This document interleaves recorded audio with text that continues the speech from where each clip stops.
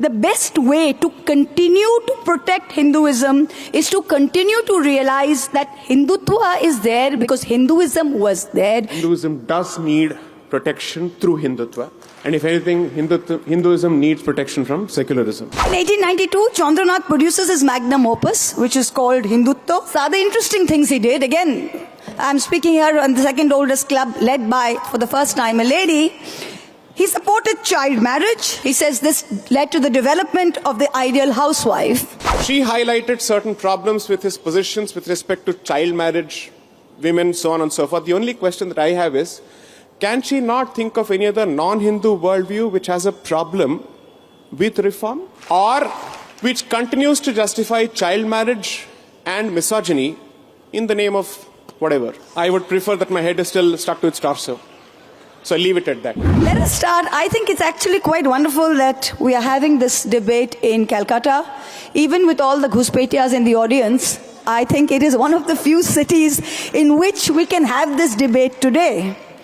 Because both Hinduism and the word Hindutva can be traced back to two Bengali gentlemen at either end of the long 19th century.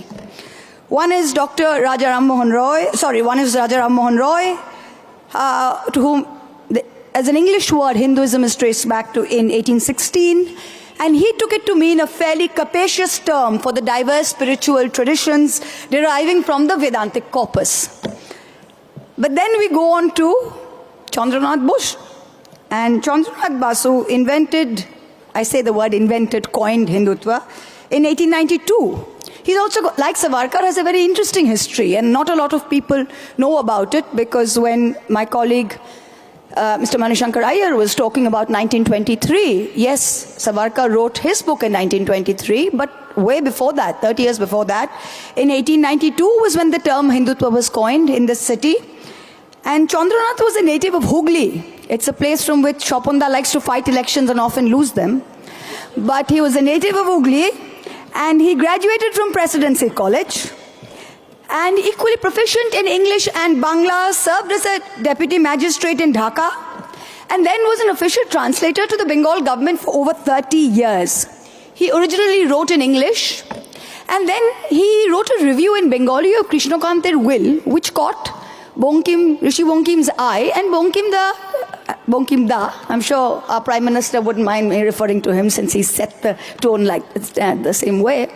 So when Bankim Chandra Chattopadhyay read the review, he encouraged him to say, why don't you write in Bengali?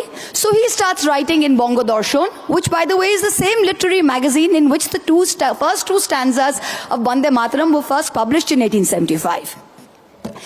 So Chandranath, while his time in presidency, used to frequent Brahmo discussions and was quite sort of liberal.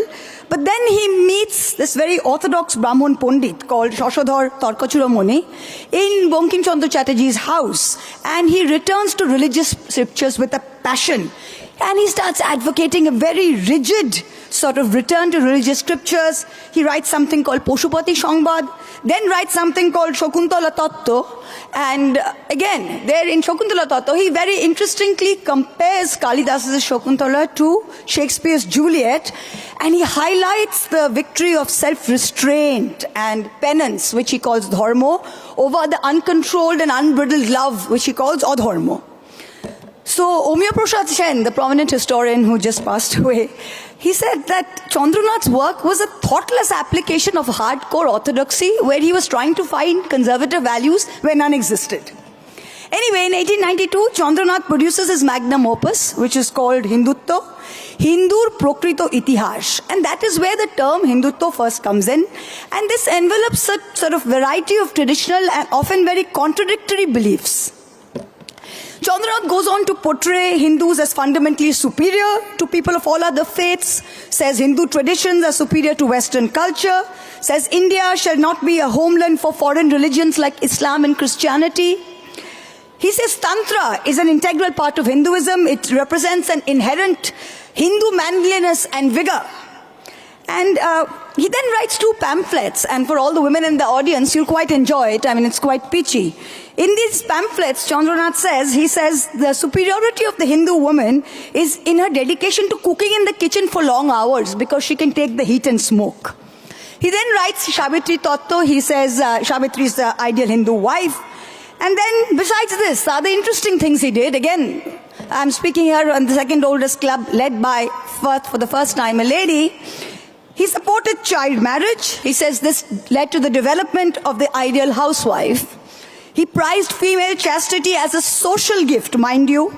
He opposed reforms in female education. He opposed widow remarriage. He dissented against the 1891 Consensual Age of Consent Act, which raised the age of sexual intercourse consent of women from 10 to 12, which said that, it would be rape if it was more than under the age of, between 10 and 12. He says, no, the age of 10 is absolutely okay. So this is his concept of Hindutva. This is the man who gave us Hindutva. And this is what you're proud of. But Chandranath, for all his faults, his Hindutva was confined to a religious, a scriptural and a literary framework. Then what happens? Then comes along 1923. Who do we have? We have Vinayak Damodar Savarkar.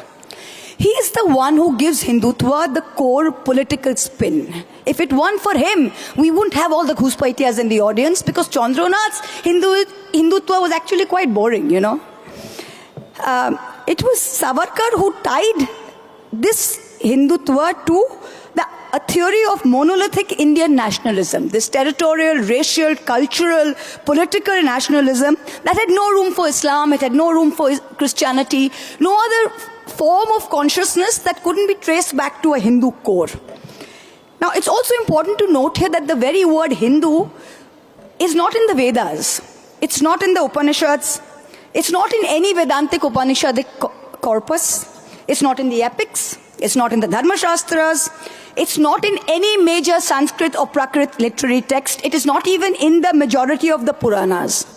Savarkar relied on a fake Purana. And the reason I call it a fake Purana was because it is called the Bhavishya Purana. And the reason I call it a fake Purana was in this Purana you have reference to Sunday, Monday, Tuesday as days of the week and reference to Queen Victoria. Now Queen Victoria's timeline was 1819 to 1901. So if any Purana which made a reference to this had to be a fake Puran. And then Savarkar, what he says is, he says militarized Hinduism and Hinduized militarism. When after Savarkar pleads with the British, gets a get out of jail free card, remember he goes out and he boycotts the Quit India movement. When Gandhiji calls for the Quit India movement in 1942, Savarkar's boycotting it. He's head of the Hindu Mahasabha. He boycotts it and he is asking members of the Hindu Mahasabha, please get into the British army. And he uses the term Hinduized militarism and militarized Hinduism. This is his idea of Hindutva. It is political, racial, cultural. It has nothing to do with either religion or spirituality, which is what Hinduism as we know it is. And when you talk of, Shapunda again was referring to this, Savarkar actually wrote, he said, he hated Muslims, but he said that the one good thing about Muslims is when you're talking about Muslims in the medieval age, they went around raping all these Hindu women and giving birth to more and more Muslims. And Hindus should actually take a leaf out of that book, because this suicidal Hindu idea of chivalry, of treating enemy women with respect, was going to do no good for the predominance of the Hindu race. Now, as Hindus, we can accept a diversity of practices under rubric Hinduism as a modern concept, and we can argue about how liberal it is, how open it is. On one side, you can have the spirituality of Ramakrishna Dev, which is highly accommodative. You have Belur Mott that has Jishu Pujo, which has Jishu Utsav, where you have a aroti done with cake and flowers, and, that's on one side, where he regarded even Jesus as a form of divinity, which was absolutely okay with Ramakrishna. He saw no conflict in that. And, but even the RSS, I would say, they do not confuse Hindutva with a religion. Hindutva is a political expression that seeks to consolidate Hindus in an exclusionary platform that is adversarial. That is the soul. If there is one word that is the divide between Hinduism on one side and Hindutva on the other, it was adversarial. Hindutva believes that as a political platform, mine is the only way, and Hinduism believes as a religion and a spiritual platform that there is room for a lot of others along the way. So for instance, while there's some Hindu practices, 1 minute, where Hindu practices and Hinduism can imagine love between Hindus and Muslims. A Hindutva practitioner will say, no, this is love jihad. So a Bengali Hindu eating meat will offer meat to Ma Kali, but a practitioner of Hindutva will say, that's not on. So a Hindu doesn't need to bother about the fact that there are lots of things that we do, including imagining Ma Kali in a form and referring to Krishna as the love of my life. There's nothing wrong with it. It's not blasphemy. But for a Hindutva, that is blasphemy. So the core question here is, does Hinduism need to protect itself from Hindutva? I would say that the best way to continue to protect Hinduism is to continue to realize that Hindutva is there because Hindutva was there, because Hinduism was there. Hindu ache bole Hindutva holo. It is not the other way around. So in a way, when Hinduism is religious, it is spiritual, and the only need of the hour is to free it from this Hindutva sort of brand of rabid, noxious political nationalism that has overtaken it. And we've got to wind up. Mr. Mani Shankar Iyer referred to this. I'm going to wind up right here. Now, when we're talking of Calcutta Club, one of the most important things about Calcutta Club that I remember from my childhood used to be the Christmas lunch. And while everyone wore their Santa hats inside, including, I'm sure, Mr. Das Gupta, and enjoyed his turkey and Christmas pudding, you had lots of people going outside and saying, "Oi dekchi, shota hocche Calcutta Club. Shekhane elitera boshe, Santa tupi pore, tara bideshi khabar khaye." But you know what? Even today in Bengal, that same thing has been replicated in Park Street. No one's tried to ruin it, what was happening in Calcutta Club. That's the difference between Hinduism and Hindutva. We have tried to replicate this somewhere else rather than coming in and saying, let's destroy this once and for all. So that's the classic difference between there. Hindutva is there because we as Hinduism allow it to, not the other way around. Thank you so much.